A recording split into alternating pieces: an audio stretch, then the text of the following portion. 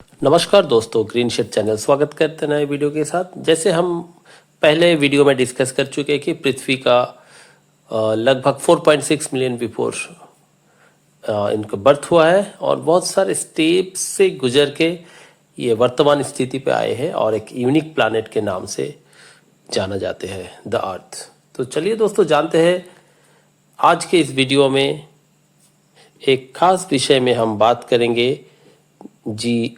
हम जानते हैं कि 13 अक्टूबर यानी international day for disaster reduction पे पूरी दुनिया भर में इसे सेलिब्रेशन किया जाता है।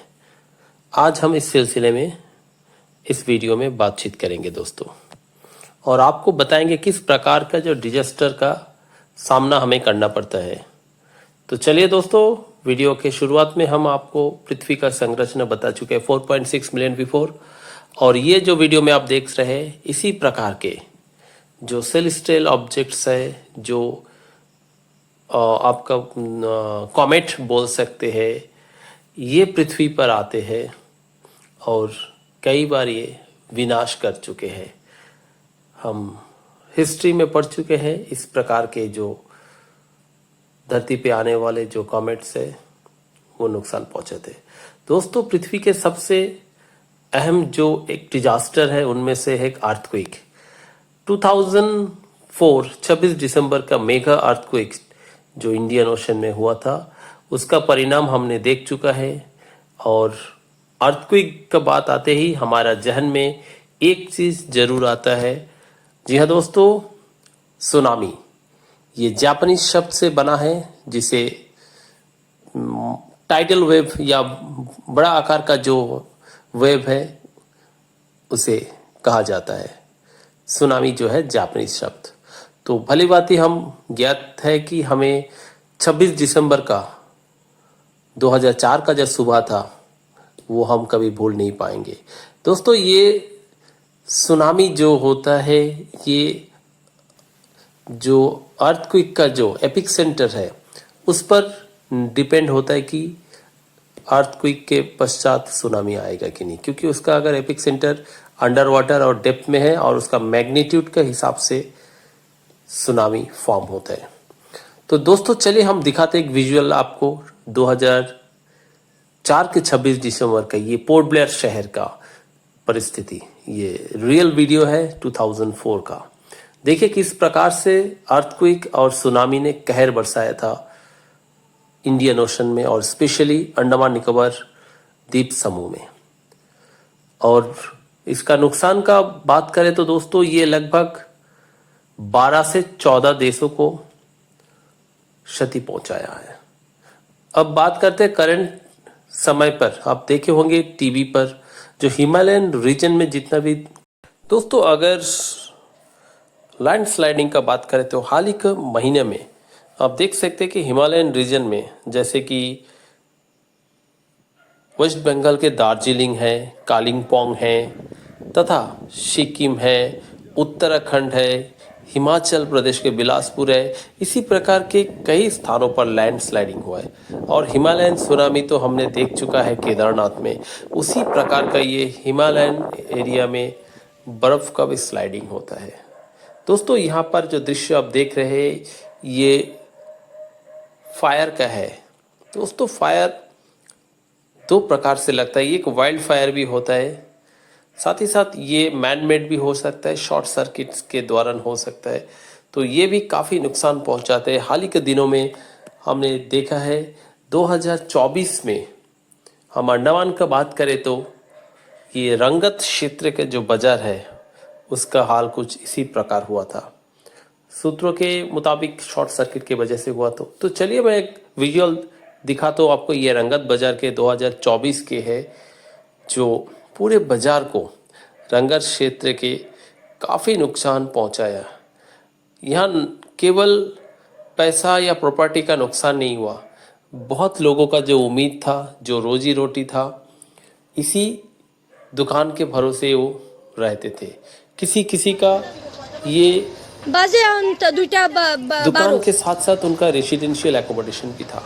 तो दोस्तों, इस प्रकार का हादसा होते रहते हैं और टाइमली यह एडमिनिस्ट्रेशन द्वारा मदद पहुंचाया गया। और दोस्तों मैंने जिक्र किया था कि वाइल्ड फायर, ये जंगल में आग लगना, ये ऑस्ट्रेलिया बोलिए, यूनाइटेड स्टेट ऑफ अमेरिका बोलिए, बहुत जगह इस प्रकार का वाइल्ड फायर लगता है, स्पेशली समर सीजन में।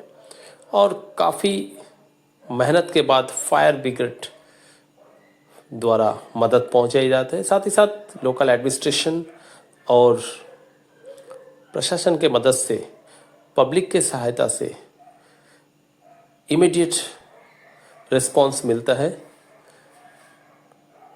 इसके बाद दोस्तों हम देखते हैं कि बहुत सारे जो डिजास्टर है, मैन मेड भी है, नेचुरल भी है। तो आज हम बात कर रहे हैं आपको अधिकतर नेचुरल डिजास्टर। ये डॉट है, हम बंगला में पढ़ चुके हैं 76 का मनंतरी, हाँ उस समय काफ़ी डॉट का सामना करना पड़ा।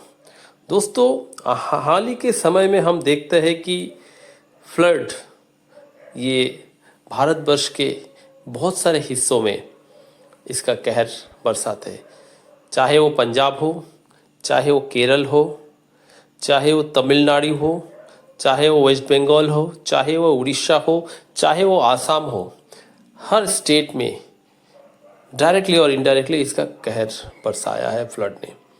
और हम बात करें जापान हो, यूनाइटेड स्टेट ऑफ अमेरिका हो, वहाँ पर जो साइक्लोन आते हैं, जो टॉर्नेडो कहते हैं, जो हरिकेन के नाम से, ये भी काफ़ी नुकसान पहुँचाते हैं। दोस्तों ये बहुत पावरफुल होते हैं, ये लगभग आपका जो स्पीड है ये आप अंदाज़ा नहीं कर सकते कि कितना क्षति पहुँचाते हैं। ये काफ़ी नुकसान पहुँचाते हैं उन टेरिटरी को जो मैंने नाम लिया है।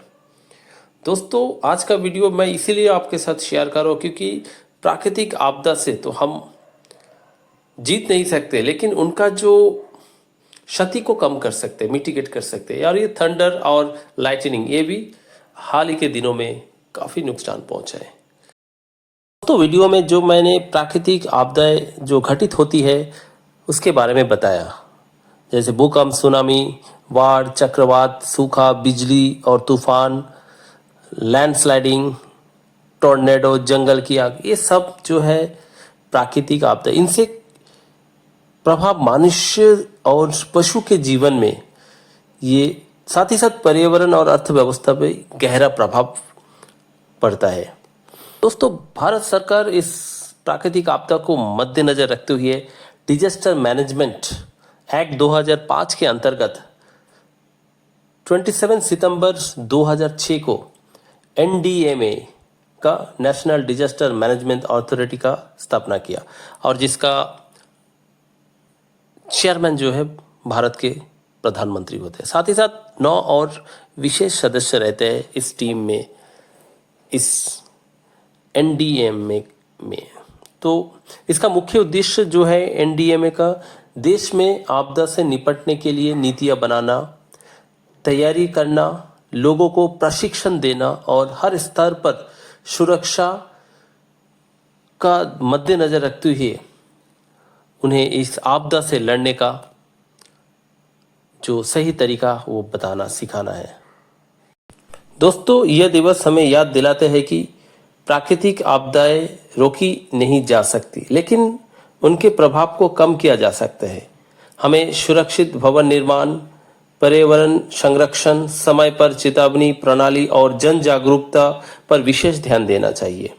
हर नागरिक की जिम्मेदारी है कि हम आपदा की स्थिति में शांत रहे, सही सूचना पर भरोसा करें और दूसरों की सहायता करें। आइए हम सब मिलकर यह संकल्प लें कि हम आपदा जोखिम को कम करने में अपना योगदान दें, प्रकृति के साथ संतुलन बनाए रखें और अपने समाज को सुरक्षित, सशक्त और जागरूक बनाएंगे। दोस्तों उम्मीद है आपको ये वीडियो पसंद आए, तो इस वीडियो को अधिक से अधिक शेयर करें, हमारे वीडियो को लाइक करें, सब्सक्राइब करें और इस मैसेज को जन जन तक पहुंचाएं। धन्यवाद।